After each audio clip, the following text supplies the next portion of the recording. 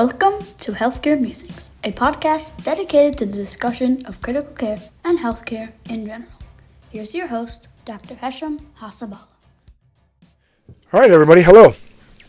Dr. Hesham Hasabala here. Happy to have you here. The Cicadapocolypse is in full force right now. I live in northern Illinois, where Brood, if I'm not mistaken, 13 has come out. It's a 17-year cicada cycle, and so 2024 is the year that they all come out. Thank God I am not in central Illinois, where there's another brood on top of Brood 13 that's overlapping. I think is Brood 19, which is a 13-year cicada cycle, and they're both emerging in central Illinois at the same time. There are literally hundreds of millions of these bugs everywhere, and personally, I am revolted by them. They disgust me. And so I just have this fear of these bugs, not because they harm us. They don't. They're actually quite wimpy. They don't do anything to you. You can actually pick them up by the wings and throw them away. Like you can throw them, and I've seen people do that. My own son did that. I can't. They are so gross. Oh my God. And there's a deep disgust of these bugs, and so whenever there's one around, I kind of freeze.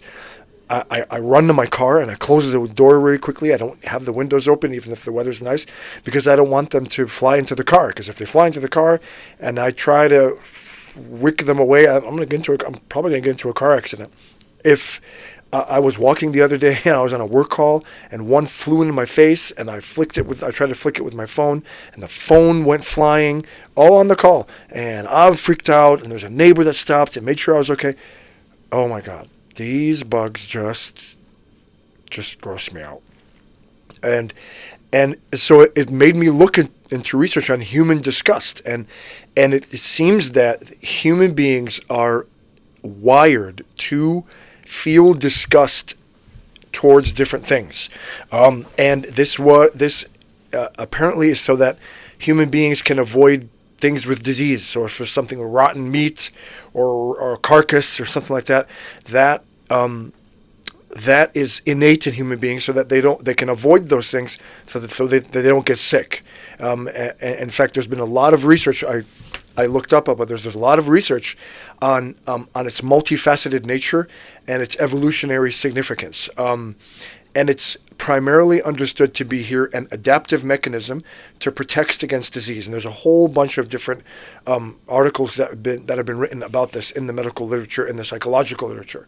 And then over time, it's evolved from just avoiding pathogens to disgust of a moral nature, or even a sexual nature, where you have disgust to try to avoid things that are morally repugnant to some people, or something that again that's not desirable sexually. And so if there's some kind of act that is done where some person just doesn't desire that disgust emotion has moved into those forums, right?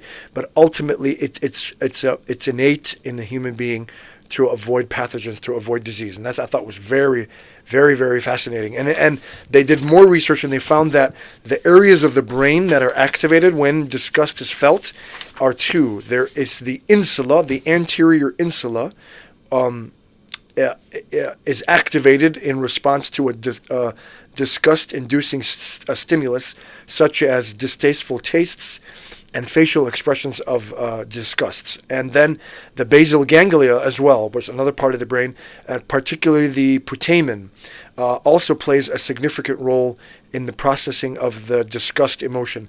Activation of the basal ganglia have been observed it's in response to both physical and moral disgust, even moral disgust. Suggestion that it's involved as well. And so they did lesion studies where they put lesions in particular parts of the brain so that they render those areas non-functional, and it says that damage to the insula and the basal ganglia can lead to deficits in recognizing and experiencing disgust, as evidenced by impaired disgust processing in conditions like Huntington's disease. So not only is it innate in the human being.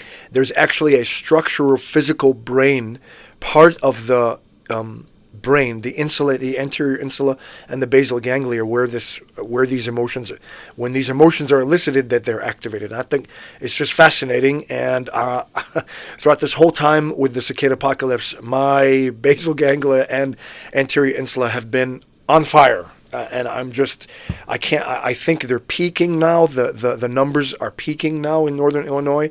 I really hope so, and I pray to God that their numbers are going to start to decrease so that I can, and they're loud. Oh my God, they're loud. So that we can get on with our summer without worrying about these harmless but disgusting bugs landing on me and making me freak out. Anyway, thanks so much for your time and attention. Until next time, this is Dr. Hashem Hasabala for Healthcare Musings. Thank you for watching. To get every episode delivered directly to your inbox, please subscribe at healthcaremusings.com.